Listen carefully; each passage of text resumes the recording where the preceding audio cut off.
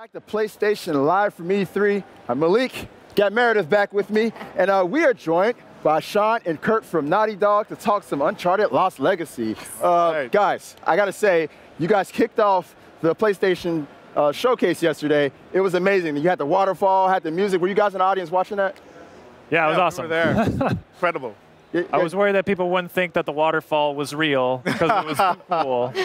We saw it in rehearsal. It was like the symbols and everything in there. Yeah, right. And then it was followed by an epic Uncharted Lost Legacy trailer. And we got to see a lot more of the dynamic between Chloe and Nadine going throughout the story. So I want to talk a little about that dynamic that was between them. How was it kind of crafting this game? Same dynamic. The same dynamic you two have?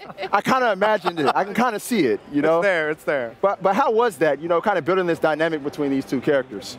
Well, we started with the dynamic, right? When we found Chloe Fraser as the character that we wanted to pursue, we thought about, you know, who to pair her up with.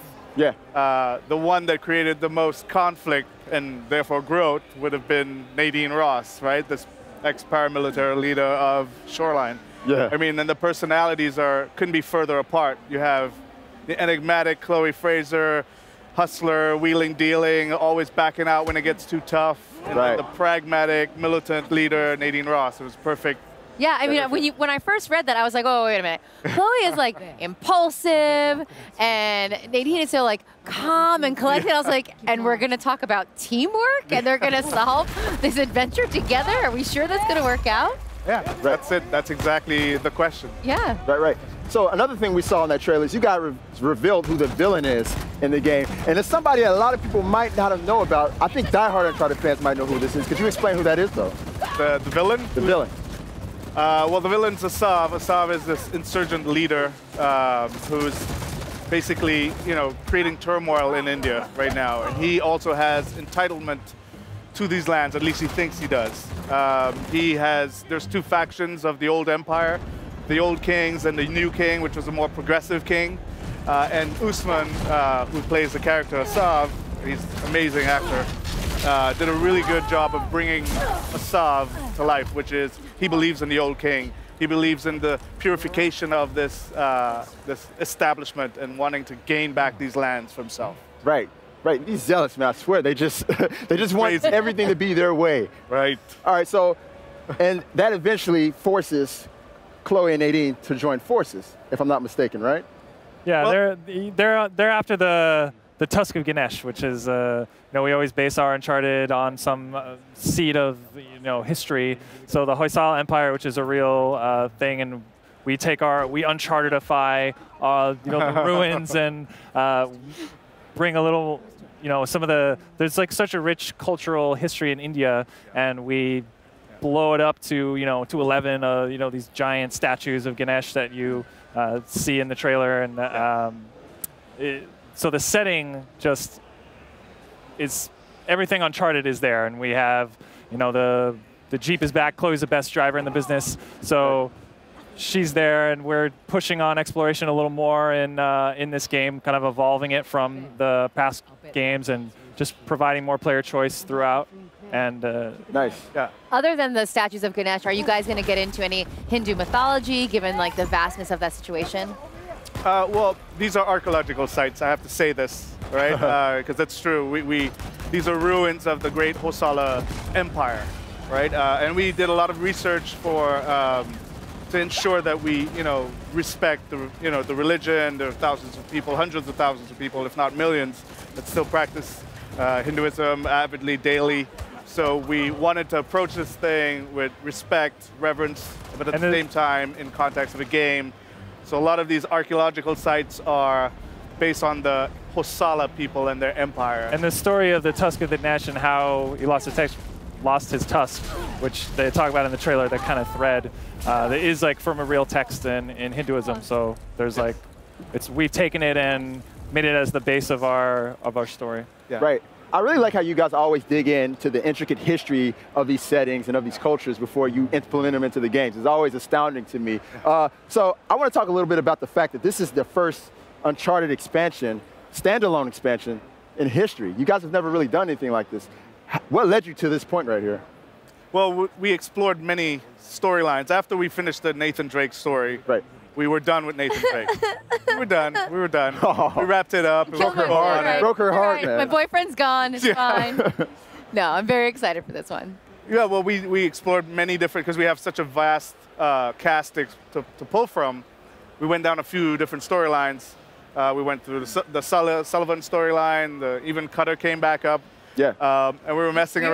We were talking about that. We want to talk more about Cutter before we're going to.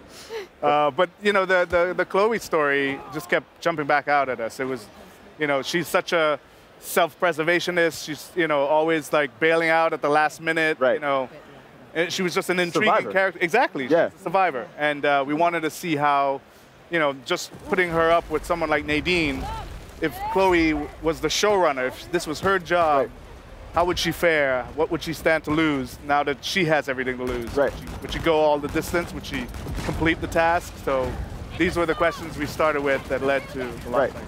You know, that's the one similarity I can see between the both of them. Is they're both kind of survivors. I kind of got that vibe from Nadine in Uncharted 4, the way she was. You could tell she really didn't like Wraith, but she was working with them because it was for her betterment, you know? Of course. And it was kind of the same thing with Chloe and Drake in Uncharted 2, so I really like that. All right, so, you know, I'm a big multiplayer fan. Kurt, you know this. You know this more than anybody. I love the Uncharted multiplayer. Will there be any tie-ins of any sort from the game? So yeah, so Lost Legacy comes with the entire multiplayer suite of Uncharted. We're kind of unifying the multiplayer. So both Uncharted 4 and Lost Legacy have the same multiplayer. So you get everything with all the DLCs released, all the survival mode, the co-op, and then so all the DLC that we've done, and then we're gonna have some Lost Legacy content in the future that we'll be talking about soon. That is so great. How was it kind of taking this different path as far as narrative goes? You know, you had this wisecracking, very clever, witty Nathan Drake, and now you have like a completely different personality in the driver's seat. How was it kind of changing gears on that? I mean, we built the game around Chloe. So, you know, the tone of the game reflects her state of mind and where she goes, the arc that we're going to be pushing. It's a little grounded, a little more grounded, maybe even darker at times, but it's still fun, still has that sense of wonder and Chloe adventure. in the end is a fun character. Yes. Right. That's why we like her. Yes. So she fits the Uncharted, you know, the main character being a fun character is an Uncharted thing. So it fits right in. Now, I got to ask, since Chloe is there, does that mean there's going to be a lot more driving in this one? Because I got to say, in Uncharted 4, I didn't do so well with those driving scenes. There's driving. There's more driving. That was good. You really don't like driving sequences, so I know this. I do not like driving sequences. You guys are trolling Meredith. There's parts, we're trying to provide a lot of different options to the player. So there's parts where you drive, but there's also, you know, a lot of encounters you can engage or not engage with. We have a lot more stealth options and silence weapons, and the lock picking is silence weapons. That's kind of new, right? Yeah. So you can lock pick. Lockpicking is new as well. Nice. Open a That's crate. cool. Yeah. So It's literally the sum of all our Uncharted. We're building on the foundations that we have and known all throughout Uncharted.